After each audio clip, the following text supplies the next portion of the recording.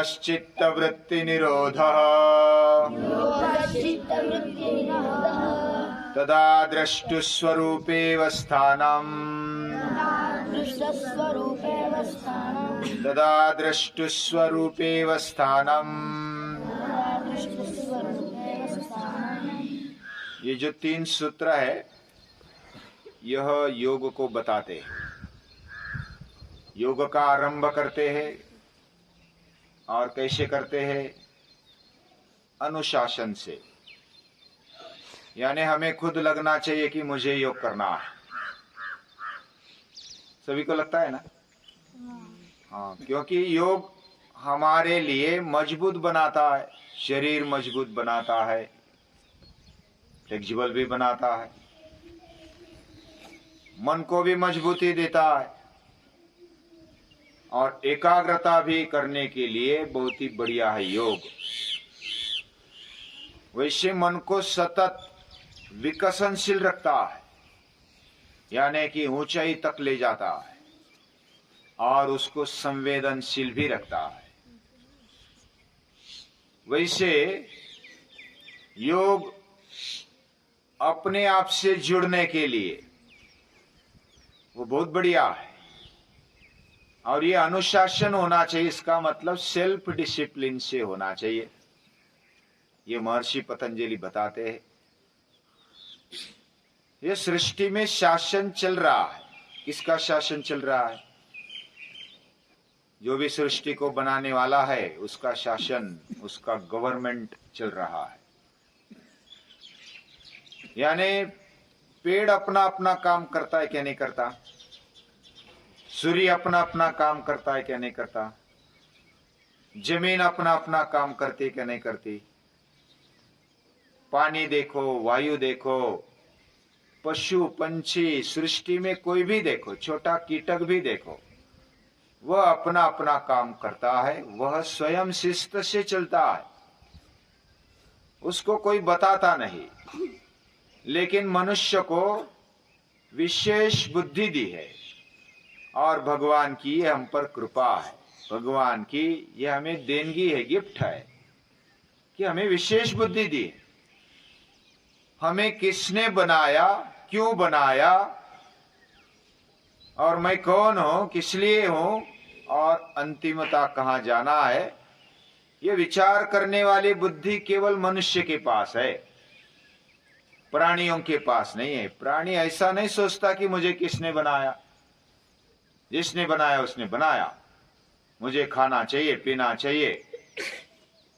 वो अपने भाई को भी नहीं देखता। चारा अगर डाल दिया, उसको भूख है तो वो खाएगा, वो उसका खींचकर खाएगा। लेकिन हम क्या करते हैं? मानस विशेष विचार करता है। अपना है तो भूखे होने पर भी वो रोकता है कि अरे अपना आने वाला है, थोड़ा रोको। श्लोक नहीं बोला है, भरोसा है, लेकिन श्लोक नहीं बोला है, फिर भी रोको अपने आप को। ऐसा हम रोक सकते हैं ना? और यही आदमी की विशेषता है।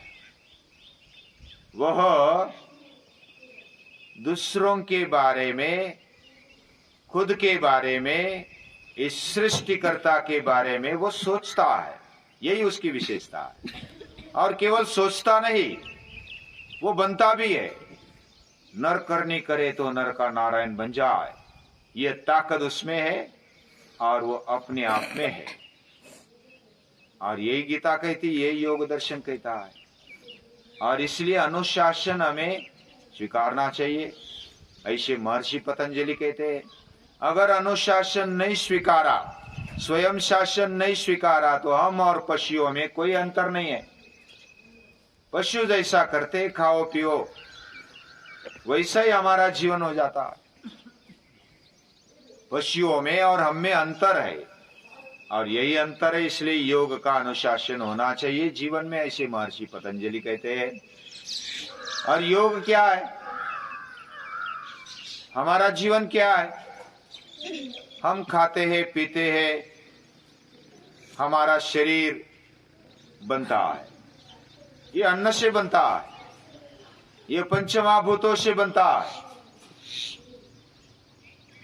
और ये अन्न का ढेर है हमारा शरीर। वैसे अगर देखा जाए तो हमारा मन क्या है? मन हमारा विचारों का ढेर है, कल्पनाओं का ढेर है। बुद्धि क्या है? बुद्धि में भी विचार आते रहते हैं, निर्णय प्रक्रिया चलती रहती है। मन का कभी विचार किया? बुद्धि का कभी विचार किया? मनुष्य करता है। ये कौन सोच रहा है हम इधर क्यों आए पाठशाला में?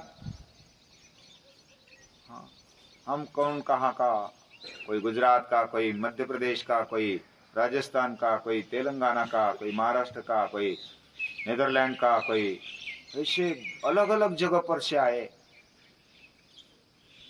और इधर इकट्ठा हो गए।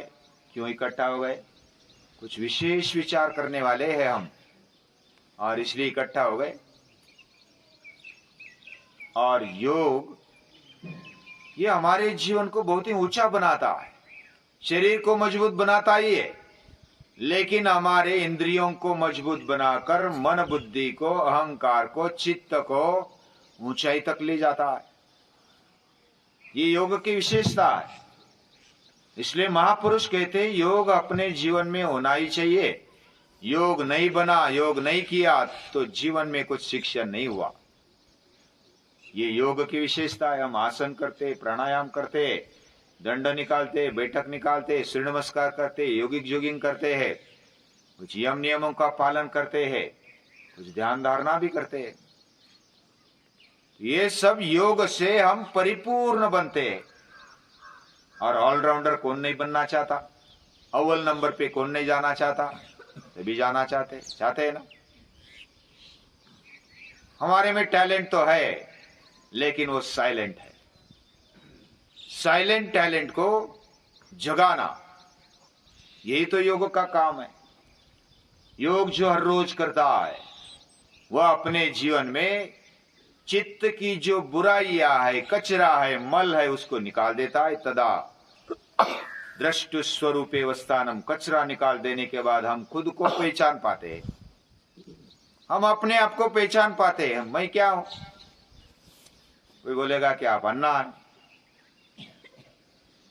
क्या मैं अन्ना यानी क्या? वो शरीर अन्ना है क्या? इंद्रिय अन्ना है क्या? आंखें अन्ना है? ये कौन है? प्रथमेश है, प्रज्वल है, वो शरीर है क्या?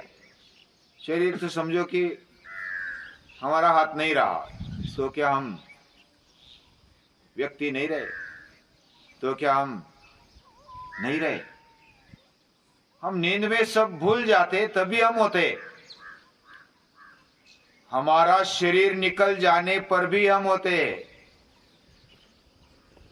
जैसे बचपन में हम छोटे थे, अब बड़े बन गए ना।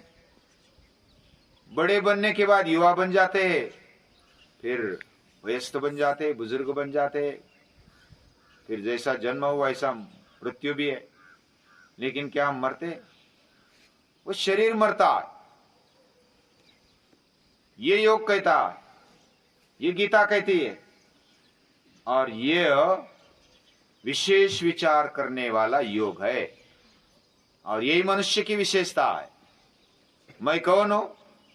क्या मैं शरीर हूं? क्या मैं इंद्रिया हूं? क्या मैं मन हूं? क्या मैं बुद्धि हूं? क्या अहंकार हूं? हम बोलते हैं मेरा अहंकार, मेरी बुद्धि, मेरा मन, ये मेरा मोबाइल। मेरा मोबाइल यानी ये अलग है, मैं अलग हूं, इसलिए मैं मेरा बोल रहा हूं ना। मेरा शर्ट मैं निकाल सकता हूं, पहन सकता हूं, लेकिन मैं तो अंदर है। ये विचार करना, ये बहुत बड़ी बात है। जो विचार करने के लिए हम पाठशाला में आए। हमें सभी, शरीर भी अच्छा होना चाहिए, इंद्रिय भी सक्षम होनी चाहिए, हमारा मन भी मजबूत होना चाहिए। और ये बात योग जो करता है उसकी हो जाती है। वो कड़क बनता है, फ्लेक्सिबल भी रहता है, मजबूत बनता है। सभी तरीके से सक्षम बनने की जो विद्या है वो योग विद्या है। और ये विद्या आज पूरी दुनिया ले रही है। अभी योग दिन है, योग दिन पूरी दुनिया ने मनाया। अभी 9वां साल अभी चल रहा है, 9वां योग दिन हम मनाने वाले हैं। हमारे माननीय प्रधानमंत्री ने पूरे यूनो में रखा और बोला कि योग दिन मनाएंगे। योग ये सभी मानवों की धरोहर है, ऐसा यूनो के अध्यक्ष बोलते हैं। उससे हमें संभालना चाहिए। योग का महत्व पूरी दुनिया मान रही है। ऐसा न हो कि दुनिया में योग ऐसा चले कि हमें सिखाने के लिए आ जाए, उल्टा हम सिखाने के लिए जाएंगे, हम योगी बनेंगे, योग करेंगे। क्यों नहीं करेंगे? करेंगे ना। बढ़िया। तो ये है योग का भारत, ये है स्वच्छ और शुद्ध भारत। हम अपने जीवन को स्वच्छ बनाएंगे, शुद्ध बनाएंगे, शक्तिशाली बनाएंगे और विवेकी बनाएंगे। मैं खुद बनता हूं तो भारत बनता है कि नहीं बनता? मैं अगर अच्छा बनूंगा, मजबूत बनूंगा तो मेरा कुटुंब भी अच्छा बनेगा, एक एक व्यक्ति अच्छा बनेगा तो देश अच्छा बनेगा। नहीं बनेगा क्या? बनेगा। हम खुद अच्छा बनेंगे, मजबूत बनेंगे, बुद्धिमान भी बनेंगे, विवेकी बनेंगे और आत्मनिर्भर बनेंगे। ये बात हमारे जीवन में लाने वाला ये योग है। और इस योग दिन के अवसर पर हम सभी इकट्ठा हुए हैं, यानी कि कल योग दिन है और उसकी तैयारी करनी है। तो उसकी तैयारी के लिए हम अभी कुछ प्रैक्टिस करेंगे और सब साथ मिलकर उसको मनाएंगे। कल मनाएंगे, आज प्रैक्टिस करेंगे और सभी साथ मिलकर मनाएंगे। सभी को नमस्कार।